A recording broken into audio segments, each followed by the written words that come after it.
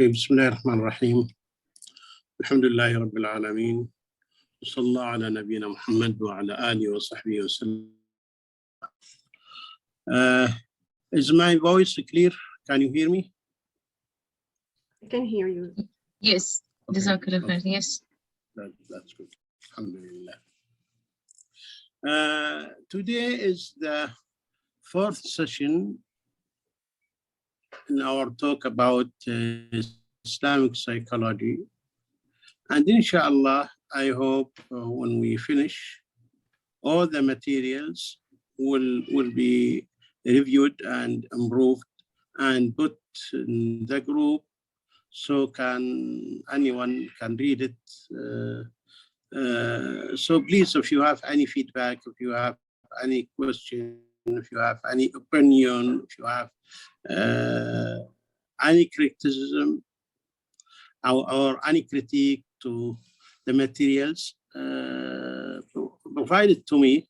So your feedback will help me to improve the materials, inshallah. We have previously said that the components of the Islamic knowledge framework are four. The components of the Islamic paradigm are four. And we have talked about the first one, knowledge. And today we will talk about the conception of man in 2 points.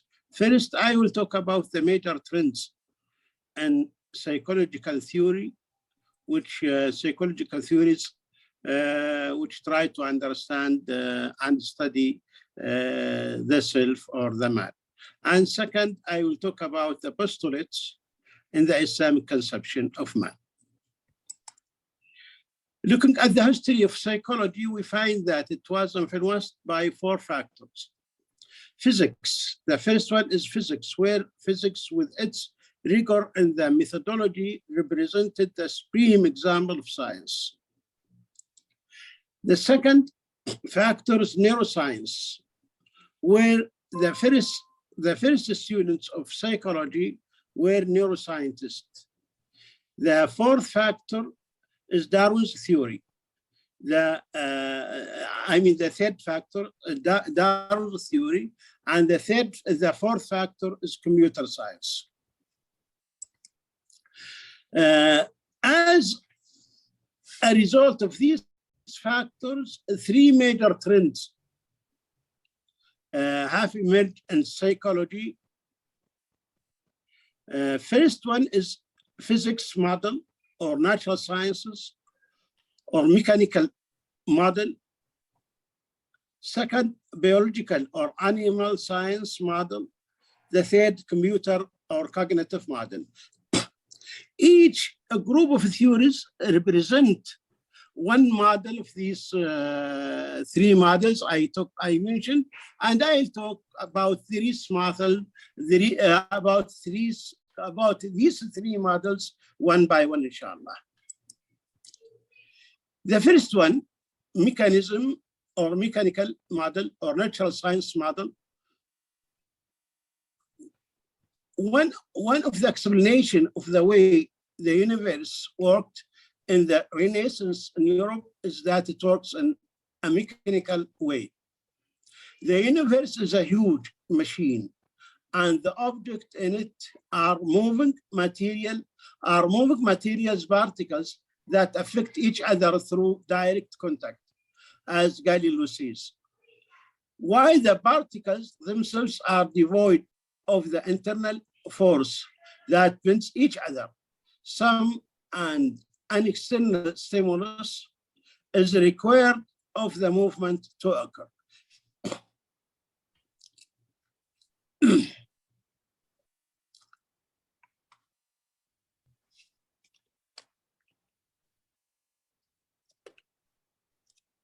The founders of the model see that the understanding of any phenomena and things is through analysis and reductionism. That is the analysis of the elements of the phenomenon into its primary elements a perception attributed to Aristotle's in the past and then adopted by Galileo and after him Newton in the Renaissance era. Such method was adopted in psychology after Descartes and then in the 20th century by Watson, the leader of the behavioral school. Watson's school was strongly based on Newton's physics. The goal of this model is to apply the law of matters to behavior. In his article, Watson called for overcoming the ambiguity caused by the structural and functional schools and emphasized that psychology is one of the branches of natural sciences whose goal is to predict and control behavior. He also stressed that there is no dividing line between man and animal because he also believes that the animal is of a mechanical nature. He sees instincts as socially conditioned responses as the environment creates them.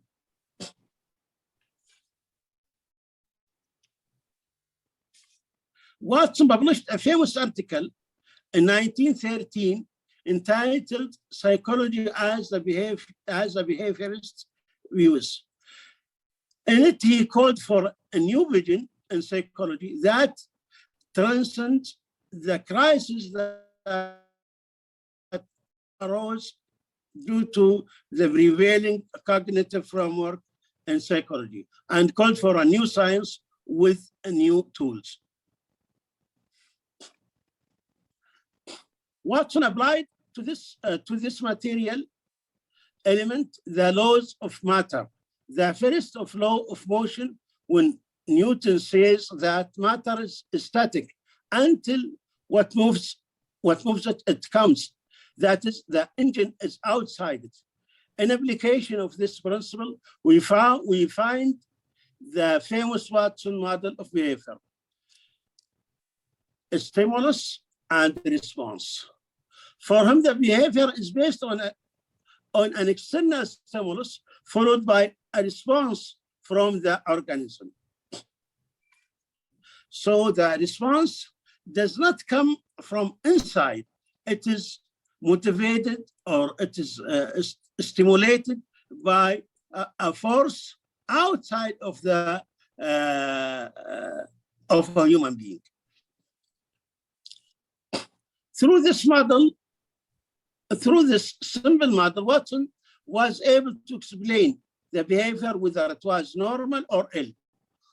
Or as he and those who followed his path were able to by activating two concepts: synchronization or temporal proximity of stimuli and the concept of reward or reinforcement.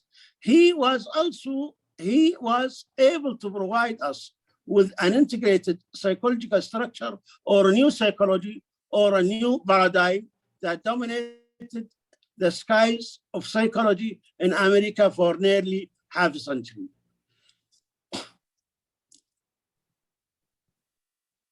The second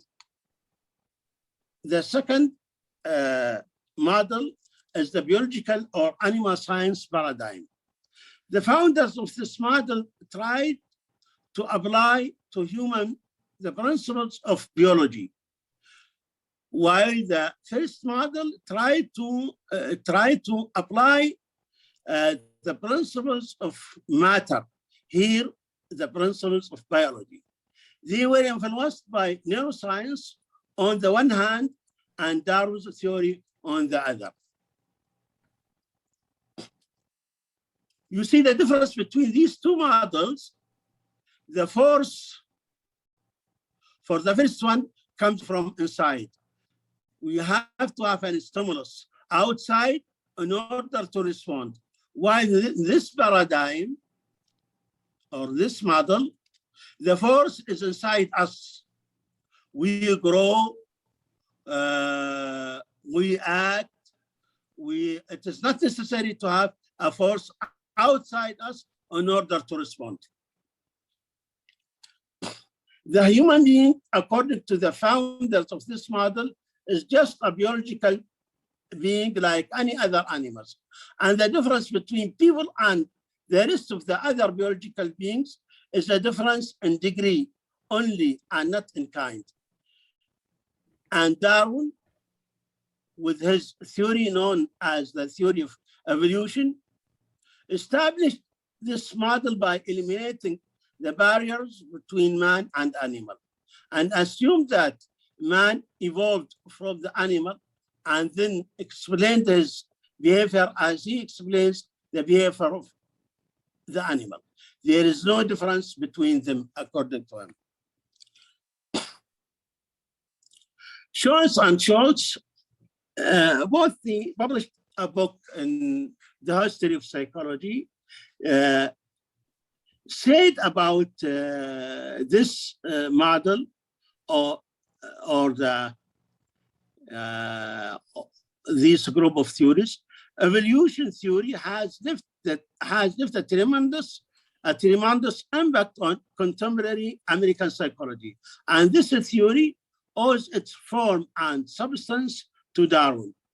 They said also Darwin's legacy in the later part of the 19th century was a major force in shaping modern psychology. The theory of evolution supported the proposition that the mental process of man are a continuation of the mental process of lower animals. The unit study in biology in the cell. The unit study in biology is the cell, and the cell is developing, self-mobile and growth. The effect of that context was manifested in two ways: growth and development, instinct gratification. These two concepts, gratification and development, are very evident in the theories of this framework. Some general features of this theory and biological model are as follows. Darwin's theory abolished the essential differences between man and animals and sees that man is an extension of the animal, and the difference between them is in degree and not in kind. And as the first model saw that animal and the human are identical and have a mechanical nature, this model sees that they are identical and have a biological nature. Therefore, the topics studied by psychological theories are common topics between human and animals. Intelligence, for example, intelligence, sense, sensory perception, aggressive behavior, and others are common topics between humans and animals. And it is very rare to find topics that especially for people or for man, not isolated from animals. The biological model includes life, and this has two aspects. The first is evolution, and I mentioned earlier, and the second is instincts. One of the most important drivers of behavior is instincts. The human being moves in response to them, and his goal is to satisfy them, and satisfying them is what achieves satisfy the instincts, is what achieves psychological well-being. The idea of instincts or needs later on developed with the development of psychology, so it became expressed, it is called need, and satisfying them became the goal of man in the model. In this model, we find this in Freud, for example, as we find it in Maslow's pyramid needs, and we find it and Henry Moray as well. Darwin's theory focuses on development through growth, which is why most of the theories that have been based on or influenced by Darwin's theory in psychology have evolution as part of its component. Through the concept of survival of the fittest, the concept of conflict and individuality arose in social theory. The third model is commuter or cognitive model. In this model, thought causes behavior, not instincts, are not a stimulus. Thought, our thought causes our responses, our behavior. Not biology, not mechanics, external stimuli, or the environment. A person perceives information, stores in his mind, and retrieves it whenever he wants, and makes of it a mental image or meaning through his understanding, and he responds to this mental image or meaning. One of the advantages of this model is that it represented man in as a knower, thinker with the will.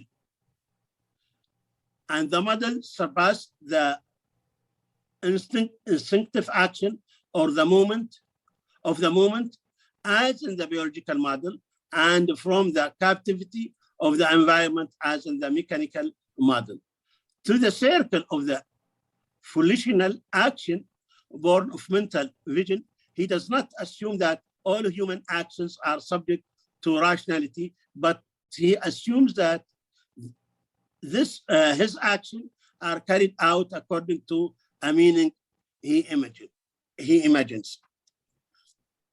Weaknesses of the model, the cognitive model. The cognitive trend is not without flaws, and perhaps its greatest flaw is that it portrays man as a neutral in the face of good and evil or good and ugly. In Islamic concept, we are not neutral about good and evil. The good cause us to feel good, to grow normally, and the evil or the bad things drive us to become abnormal and to feel stressed inside, to feel not pleased inside. Now we will talk about the second part of my lecture today. We will talk about the postulates of the Islamic conception of man. المسلمات في التصور الإسلامي. We have 12. I counted the 12 postulates. I draw them from Quran and Sunnah. The first one, religiosity, or we have fitrah inside us. The second one, aql, or sane. The third, man was born knowing nothing. Fourth, man has a will. Fifth, he a social being. Sixth, a producer of culture. Seventh, responsible. He has a responsibility or accounted for his action. Eighth, honored. He is honored or mukarram, at-takrim. 9, he has another life after his death in which he will be rewarded for his deeds. 10th, he is weak and short on perfection. 11, he is teachable.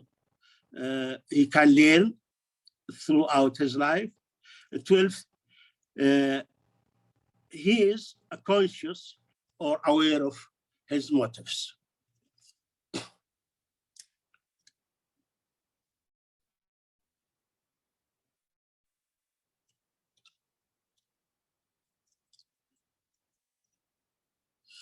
I will talk about the first one, religiosity or fitrah.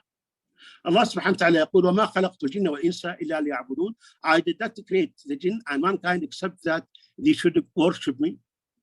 ويقول سبحانه وتعالى فاقم وجهك للدين حنيفا فطرة الله التي فطر الناس عليها لا تبديل لخلق الله ذلك الدين القيم.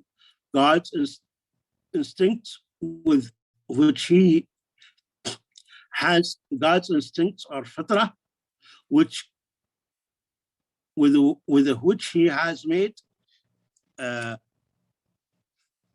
people. There is no alteration of God's creation. There is a hadith, I created my servants as Hanafis, so the devils came to them and swept them away. خلقت عبادي حنفاء فجاءتهم الشياطين واجتالتهم. Also, the well-known hadith about fitrah, every child is born on instinct or fitrah. The translation of fitrah to instincts, I'm not pleased with it. It seems to me the term fitrah is rich of meaning, while the instincts, when we mention it, we talk about only biological things. Meaning of fitrah: the natural fitrah is to accept monotheism or tawheed, and the virtues, fadail or fadila, and aversion to what contradicts it. يقبل التوحيد، يقبل الفضيلة، وينفر مما سواهما. Instinct is not neutrality. Al-fitrah is not a neutrality, and it is not a blank page on which behavior can write on it. No. Instinct is affected by social normalization, but it may be alienated from it if it is not compatible with it.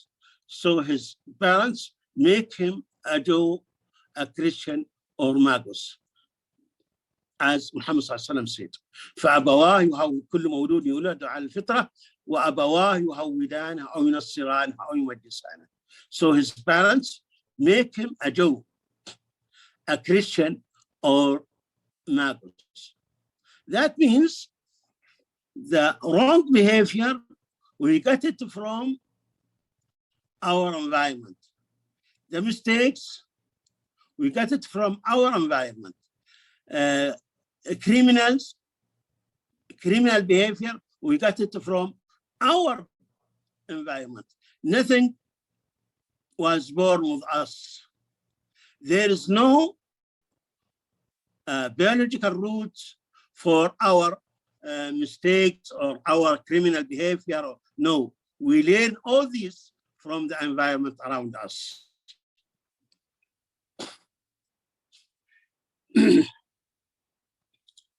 Components of fitrah. The first one is tawheed.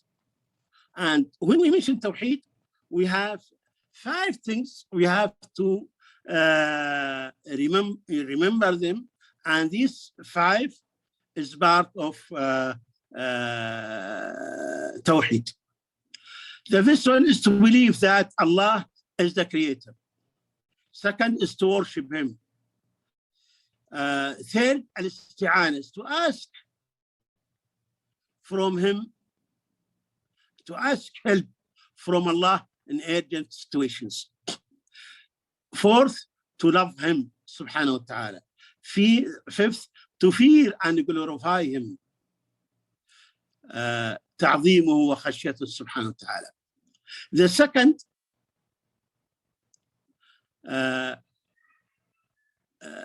component of fitrah is to believe in the unseen. Al-iman bil-ghayb, to believe in the unseen. The third component of fitrah, doing good deeds. عمل الصالحات, doing good deeds.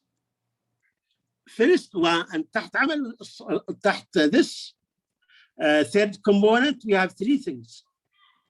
First one, عمارة الأرض, earth, architecture. Second, الإحسان إلى الخلق, charity to creation. Third, to improve إجادة العمل, to improve work.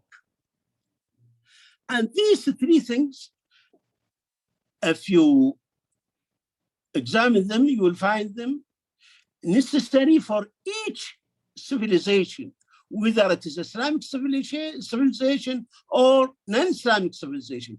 Any civilization established on earth, it must have these three things. عمارة الأرض, إجادة to improve work, and charity to creation, to make ihsan, to people around you. And for each term of these, well, I have dalil or evidence from Quran and Sunnah. But because of the short time, I will not go through these. The fourth component of fitrah is the origins of virtues. أصول الفضائل. We have three: justice, العدالة أو العدل, to thank the benefactor, شكر المحسن. Third, honesty, or aversion to lying, or aversion to moral inconsistency. Normal man is not pleased with inconsistency and moral, or with cheating, or with lying, or with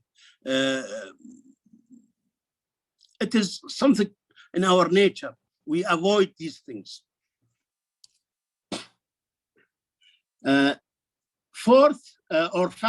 Fifth component of fitrah, beauty values, قيم الجمال.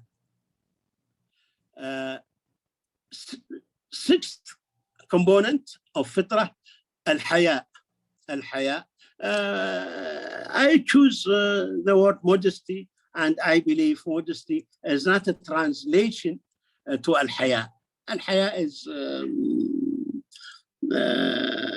an Islamic term. Really, I couldn't find a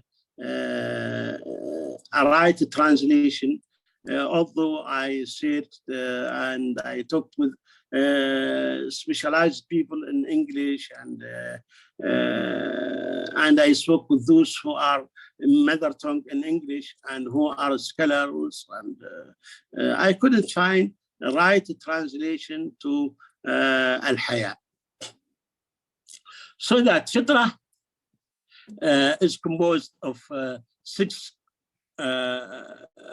components: التوحيد,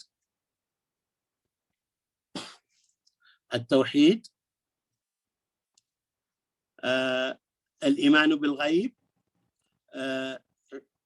التوحيد and الإيمان بالغيب, monotheism or الإيمان بالغيب, to believe in the unseen. Third, عمارة عمل الصالحات, doing good deeds. Fourth, أصول الفضائل, the origins of virtues.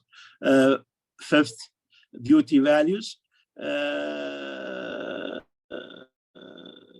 قيم الجمال. Sixth, الحياة. I want to mention something about believing in the unseen. Belief in the unseen is very essential in عقيدة and in akhlaq. If you take this part from moral or from a value, and you destroyed it. Because to believe in the unseen is the motivator to do good, and because you believe that Allah subhanahu wa ta'ala, Allah subhanahu wa ta'ala will reward you either in this life and in the hereafter. Now we come to the second postulate, al-insan aqil. The man or human being is sane or rational. Allah subhanahu wa ta'ala said, وَجَعَلَ لَكُمُ السَّمْعَ وَالْأَبْصَارَ وَالْأَفْئِدَةَ لَعَلَّكُمْ تَشْكُرُونَ. And He made for you hearing, vision, and hearts, that perhaps you would be grateful. What's the meaning of mind? We have many explanations about mind, and some people thought that mind is intelligent. No, mind is not intelligent. It is not intelligent, and something different from intelligent. But there is some relationship between mind and intelligent. But mind is mind, and intelligent is intelligent, or aql is aql, and intelligent is intelligent. The mind role is to control behavior. Is to control behavior. Because you thought about the sequences, about many variables, and you prefer not to move, you prefer to wait, and this is the role of mind, or the role of aql. And aql came from the rope where we tie, in Arabic, where we tie camels so that it control the camel from moving or going away. The components of mind or aql, that the person understand the speech addressed to him and understand the environment around him. This is the first stage of aql. And in this stage, man is sane. Man is sane. And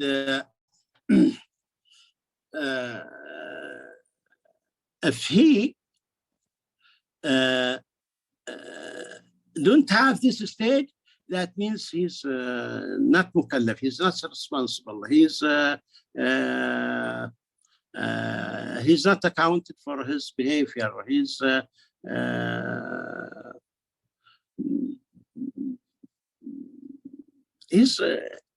mentally ill. This is the first stage, to understand the speech directed to you. If someone can say to you, come or go, or let us do, and you will understand. You will understand what he's saying. Also, you will understand the environment around you. You will know this part is harmful, and this part is good, and this is an exit, and this wall, and you will understand the environment around you. Anyone who cannot understand the environment around him and cannot understand the speech directed to him, he is not sane. The second part is mental axiomatic. البديهيات العقلية. Mental axiomatic. البديهيات العقلية.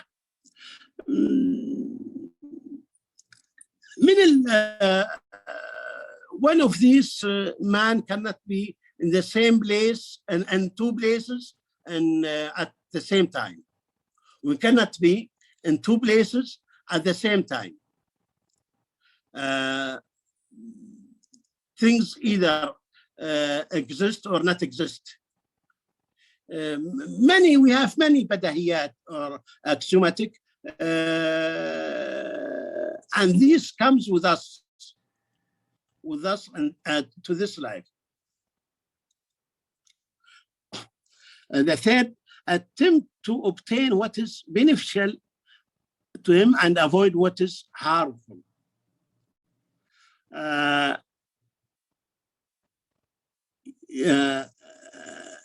يجذب لنفسه أو يعمل لنفسه ما ينفعها ويتجنب ما يضرها. What is harmful to you, to avoid what is harmful, and you get what is beneficial to you. Fourth, aversion to mental contradiction. We do not feel pleased with mental contradiction. We try to find a solution to the contradiction. Fifth, applying knowledge he knows. العمل بالعلم. العمل بالعلم. When you learn something and knows that it is good for you, you try to apply it. And to avoid it, this is not rational, this is not happening. The last, realizing mental good and ugliness. التحسين والتقبيح العقليان. A man realizes which is good and which is bad or which is ugly. For example, certain behaviors are good because they are good, and certain behaviors bad because they are bad. Not because we said it is bad. No, they are themselves bad. And certain behaviors are good not because we said it is good. No, they are good because they are good. For example, to say to your parents, thank you. This is good, not because we said it is good. Good to every people, to every nation, to every time, they believe that it is good.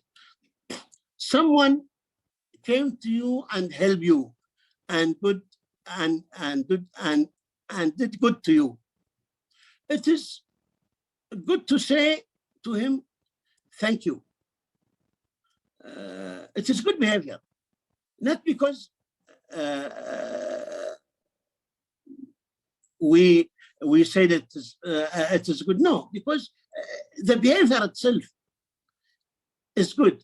And to say to him something other than thank you or opposite to thank you is something not accepted by people, or even you yourself, you're not pleased with it. These are the components of mind. And these are naturally in us. We are born with it. And the components of fitrah, we are born with it also.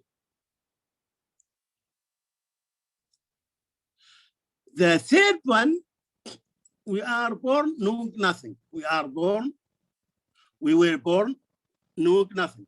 Allah subhanahu wa ta'ala said, وَاللَّهُ أَخْرَجَكُم مِّن بُطُونِ أُمَّهَاتِكُمْ لَا تَعْلَمُونَ شَيْئًا وَجَعَلَكُمُ السَّمْعَ وَالْأَبْصَارَ وَالْأَفْئِدَةَ لَعَلَّكُمْ تَشْعُرُونَ. And Allah has brought you out from the wombs of your mothers while you know nothing, and He gave you hearing, sight, and hearts that you might give thanks to Allah subhanahu wa ta'ala. Look at this verse, this ayah. Allah has brought you out of the wombs of your mothers while you know nothing. We came to this life knowing nothing. We came to this life without knowledge. And we got the knowledge after we grow after we were born, we get knowledge, we get information, but after that, no, there is no knowledge in our mind. Here's a question. Does this verse contradict text of fitrah? I mentioned to you many verses and hadith about fitrah. كل مولود يولد على الفطرة. خلقت عبادي حنفاء. I created my people on monotheism or Hanafi. Does that mean we are born? Does that mean our fitrah or our aql contain or include knowledge and we are born with it? So that there's contradiction between this verse. والله أخرجكم من بطون أمهاتكم لا تعلمون شيئا. We came, Allah subhanahu wa ta'ala get you out from the wombs of your mother knowing nothing. Let us see. Allah subhanahu wa ta'ala told us in one verse that we are born with fitrah, and told us in another verse that we came out from our mother's wombs knowing nothing. Is there any contradiction in these verses? The answer is no. Fitrah is not information that we are born with. Fitrah is not information that we are born with. Rather, it is like an innate program. Fitrah is an innate program. We are equipped with such programs to grow with physical development and social contacts with others. We are born with certain programs related to aql and programs related to fitrah. And there is also a connection between aql and fitrah. And when we grow, these programs grow also and develop, and we get the knowledge. Like our teeth. We are born without teeth. But after certain times, our teeth will grow. Another example, we are born and cannot speak the language. But after growing and contact with others, we can speak. We learn language. But if we don't have the program of language, if we are not set with the program of language, we cannot speak. So these programs in fitrah and programs in aql is just like the program of language. It grows after growing biologically and after socialization.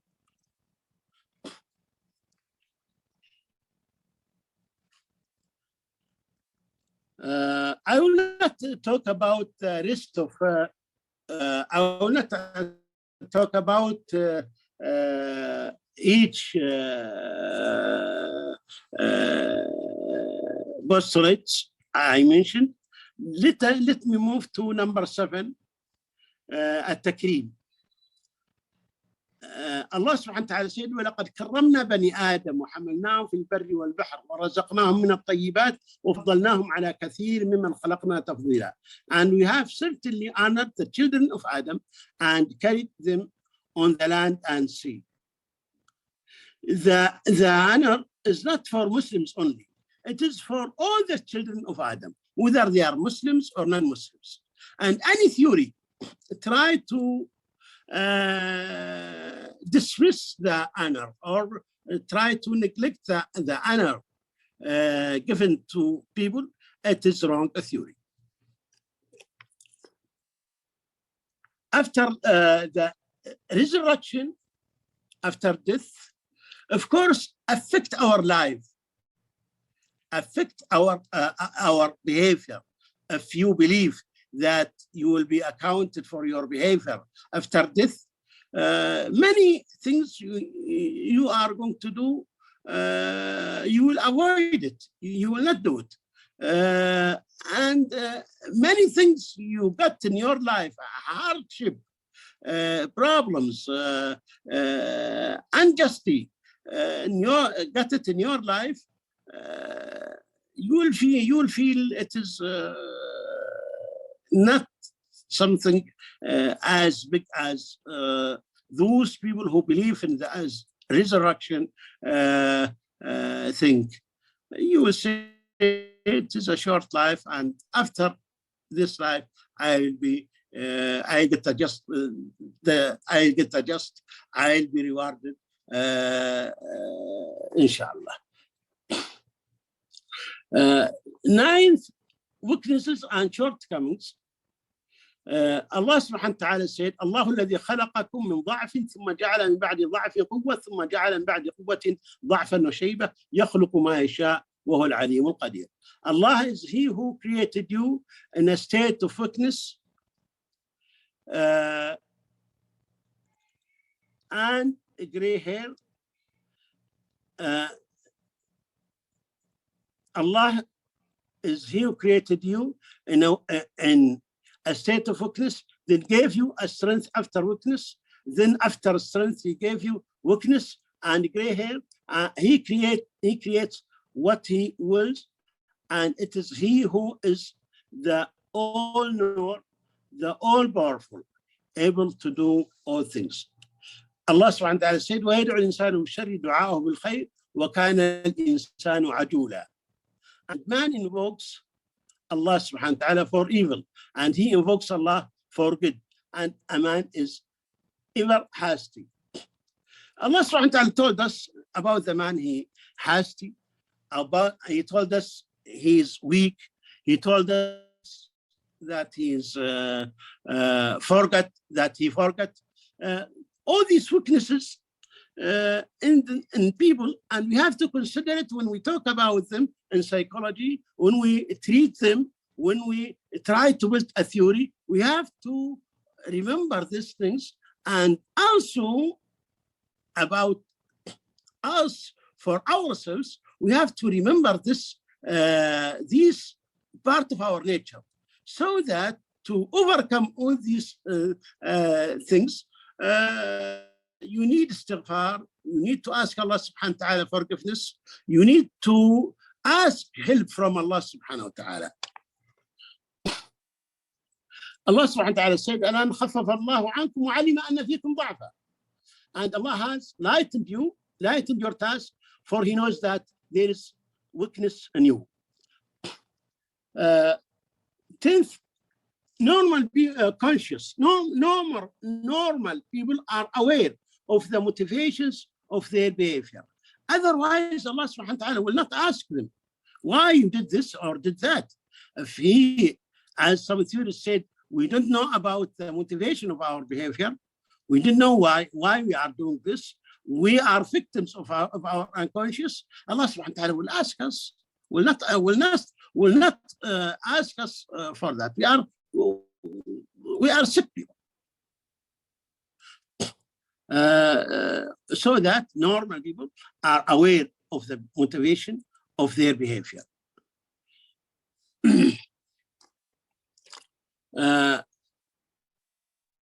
The last one I'll talk about, man is teachable.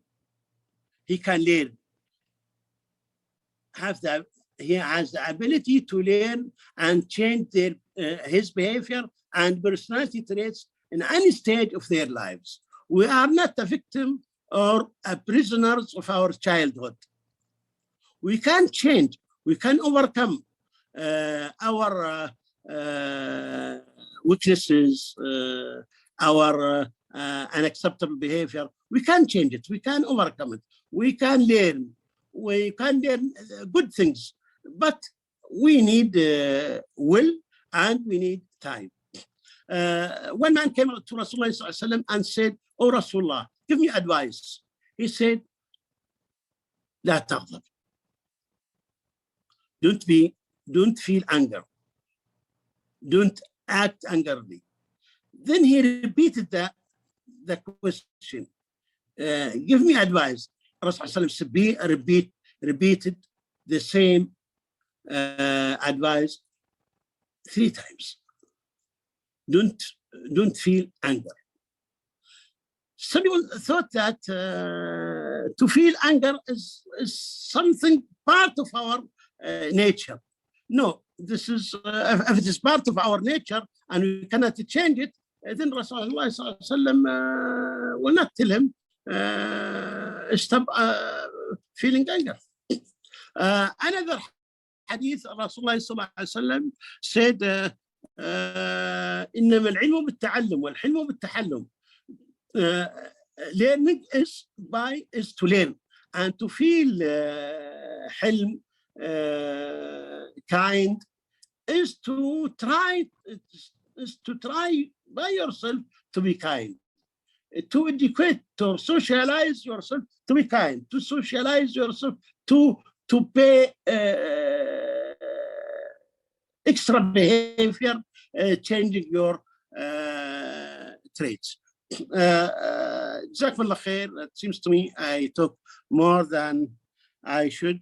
وصلى على نبينا محمد وعلى آله وصحبه وسلم تسليما كثيرا.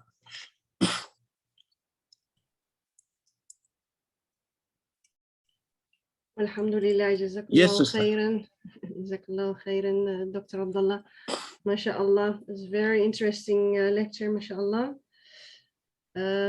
So I would like to invite our participants to post their questions, and you can put them all in the chat. Let's see if we already have some questions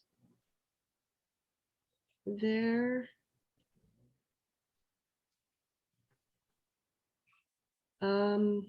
Okay, I think Dr. Abdullah is taking a short break. So I hope I found it very interesting actually. So let us give Dr. Abdullah a short wow. Yes. Yes, okay, alhamdulillah. Well, we would like to pose you a few questions, and well, let's just see if it's close to the subject, the topic or not. I got a few questions here, and I was wondering, I would like to start with the first question about the influence of Darwinism on a lot of theories, right? And there is this famous explanation of the fight, flight, freeze response when we get into stress, etc. And it's often explained by the evolution theory, right? So then I understand that it's explained like the oldest part in our brain, there the emotions are captured and so on. It's explained by the evolution theory. And I was just wondering, how can we look at this fight, flight, freeze response from an Islamic perspective? I hope you can. What is the question again? What is that? Maybe just it's a give bit me complicated. the last one. Yes.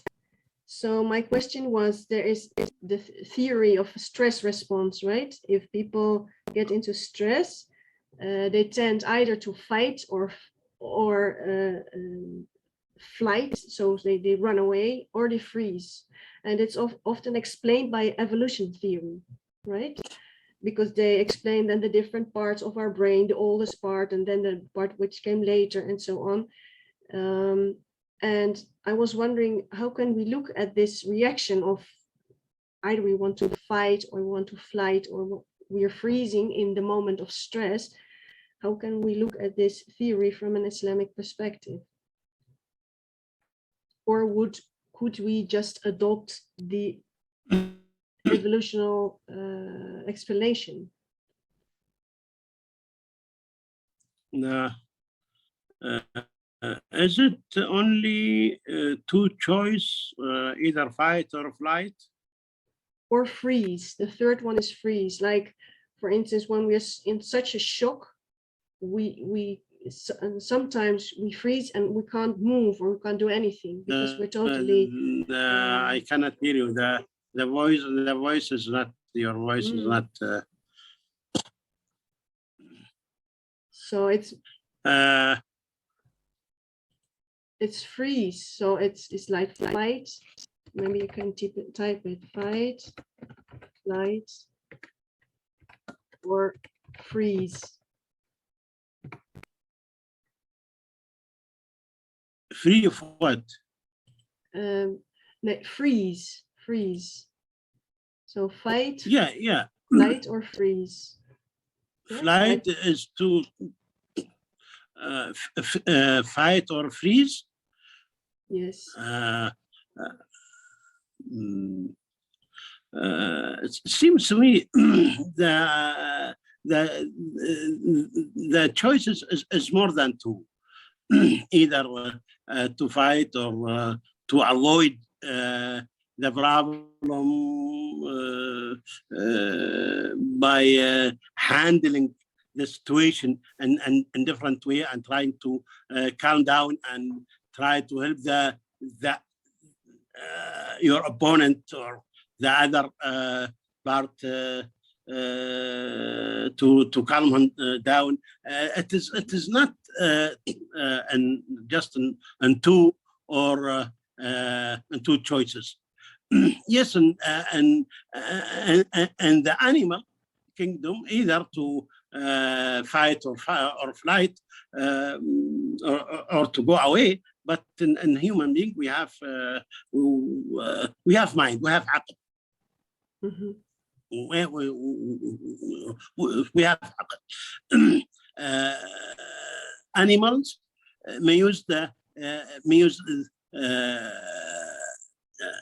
their power or intelligence, but man can use his aql, and aql has a role here in this situation. Mm-hmm. Which animal do not have, and theories, Darwin theories, Darwin theory not have also. Mm-hmm. Okay, thank you very much for that explanation. I have another question. Let me see if I can find it. Yes. There was a sister who was wondering, what are the differences between the conception of man from a Western perspective of psychology and an Islamic perspective of psychology? So it's a more global question. All our all my talk is about this, but okay, either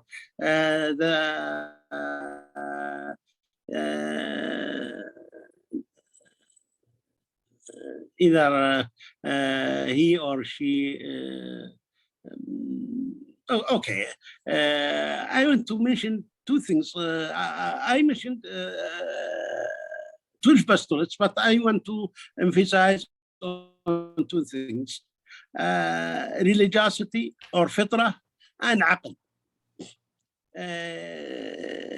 Take these two into consideration while examining psychological theories, or while to understand the subject matter, or take into consideration these two things, fitrah and religiosity. Mm-hmm. So those are also the main components missing in all the current Western treatments of psychologists, right? Yes. The spiritual aspect and the fitrah, right?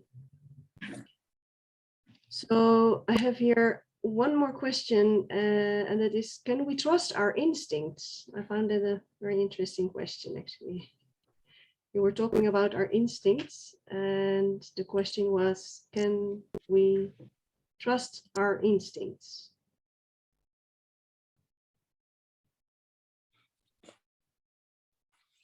I said in my lecture, I am not pleased or comfortable with the translation of fitrah to instincts. Yeah. When we talk about instincts in psychology, we talk about something biological. But fitrah in Islamic is more than Islamic study and Islamic sources, is more than biological components. It is mixed with biology and ruh and iman and religion and aql and many things. It is a rich term in Arabic. And instinct cannot convey the meaning of fitrah. So it is, let us stick to the term fitrah, not instinct. Yes, because I believe the word instinct, actually, to me, it has a connotation with biology. I mean, really the biology of, for example, yes, animals who yes, have, or birds who have their instinct flying south in the winter, etc. It's got nothing to do actually with fitrah then. That's right. That's right. Yes. So there's one other question coming up, and that is there a problem using Maslow's pyramid when identifying and attempting to provide immediate help to a person? So the Maslow's pyramid of needs. What is the question again? Is there a problem using Maslow's pyramid, the theory of Maslow, when identifying and attempting to provide immediate help to a person? So you have to be cautious. You have to be cautious. Using the Maslow's model is like using any model in psychology. There is no speciality in Maslow's model. Some people thought that Maslow's model is very near or an Islamic model. This is wrong. Maslow's model represents the capitalism. Exactly. So it is not an Islamic model. But if you use it, you have to know the weaknesses of this model. Viktor Frankl is a psychologist, wrote a book about this model called Man Searching for a Meaning. Read this book, please. Man searching for a meaning. He said to go trying to satisfy your needs, you will go to an end. You will not reach an end. You will become an abnormal person, a sick person. You have to have a meaning, try to reach that meaning, not to satisfy your needs. And you talk about this in an excellent way. Also, I want to mention the hadith of Rasulullah sallallahu alaihi wasallam. Rasulullah sallallahu said, لو كان لابن آدم واد من ذهب لابتغى له واد آخر ولو كان له واديان ابتغى له واد ثالث. If you have a valley of gold, you will not be satisfied. You will go and try to find another valley of gold and a third valley of gold. Rasul said أيضا تعيس عبد الدينار تعيس عبد الدرهم تعيس عبد الخميصة تعيس عبد الخميصة تعيس وانتكس وإذا شيك فلانتقش. All these texts explain to us that it is to satisfy and to fulfill the needs is not the appropriate way for you to live in this life. So if I understand it well, your advice would be to be cautious with this pyramid of Maslow, since he's very much, the human needs are very much defined in a materialistic way, and not so much as what our soul needs, right? So this the person who asked this question would like to have more understanding of the weakness of the model. Is there some publication or article on that? Do you know that? Maybe? Read this book. This book you would read this by Viktor Frankl, Men Searching for Meaning. By Viktor Frankl, right? Yeah, yes. Well, yeah. Okay. So I have a question, Dr. Abdullah AlSabeeh. Jazakallah khair. I'm so impressed in so much information you're giving from an Islamic psychology perspective. My understanding would be that we want to look at the fitrah, the nature, in the context of when people are ill, when people are physically ill. Like, for instance, if somebody who has heart disease at different stages of their life, or they are disabled, could it be that when we are understanding fitrah and basic necessities and physical health and wellness, impact the person's spiritual strength and spiritual health? And if so, then in the Islamic psychology concept, me being a therapist, and I'm sure other sisters and brothers here would like to know how we can help a person who has a physical illness have stronger spiritual health, so that perhaps because of their spiritual need of finding the motivation to take good care of themselves, engage in healthy behaviors and healthful behaviors, they can find the spiritual strength to persist and persevere. If you could please share some knowledge related to that, as you were sharing about the fitrah and the instinct and the basic necessities in the slides today. Jazakallah khair. Yeah, Jazakallah khair, sister. What do you mean by ill? The person is physically ill. Do you mean, I mean, do you mean he or she is physically ill or spiritually ill?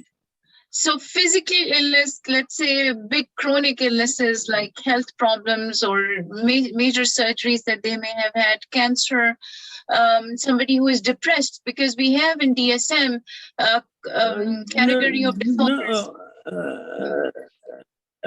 If we are physically ill, doesn't mean we are spiritually ill. Sometimes our soul become active when we are physically ill.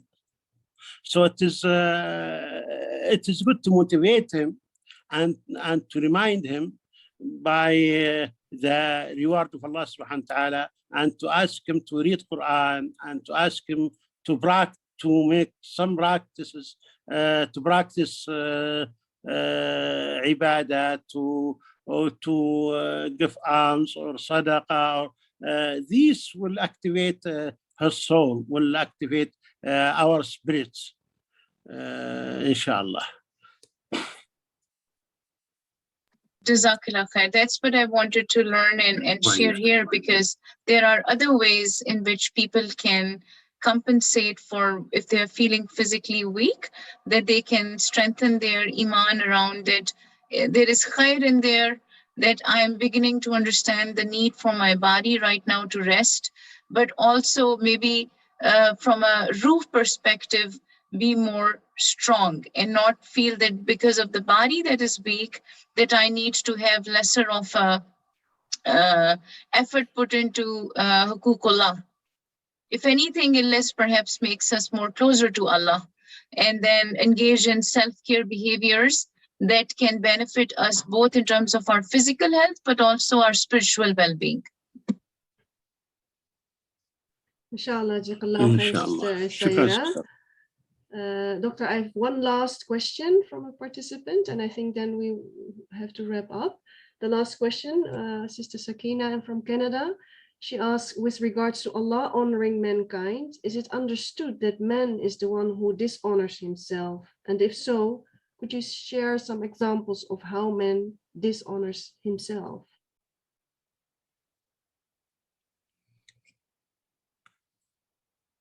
What's So the question, sister?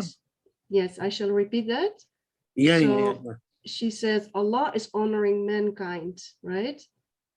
And if so, is it that mankind is dishonoring himself? So Allah is honoring us as Yes, sometimes, mankind. yes. But sometimes Yeah. when people get dishonored, is that because of our own behavior?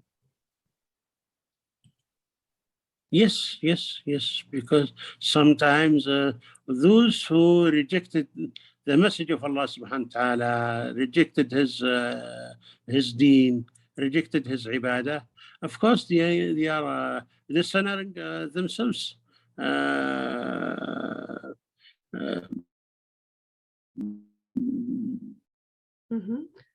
So, for example, if they do not follow the rules of the Quran and Sunnah, then that would be a way to dishonor ourselves. By Allah subhanahu. Excuse me? That last part wasn't, I couldn't hear that. Well, I said we can help people by reminding them that Allah subhanahu wa ta'ala honor them. By reminding them by the honor given to them from Allah subhanahu wa ta'ala.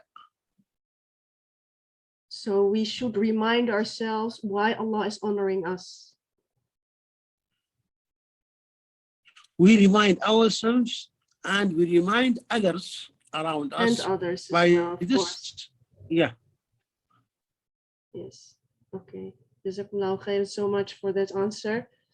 I think this was the last question for now. And we will have to leave it here. Jazakumullahu khairan very much for your presence and for your wonderful presentation and Q&As. I hope everyone is satisfied with their answers. And this is, well, in 2 weeks' time, it will be the last in the series, right?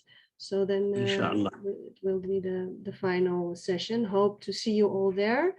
And it was wonderful having you here. Jazakumullahu khairan. From me and from Sister Saira and Sister Rokaya, all the three moderators tonight, we were at your service. So inshallah, we'll see you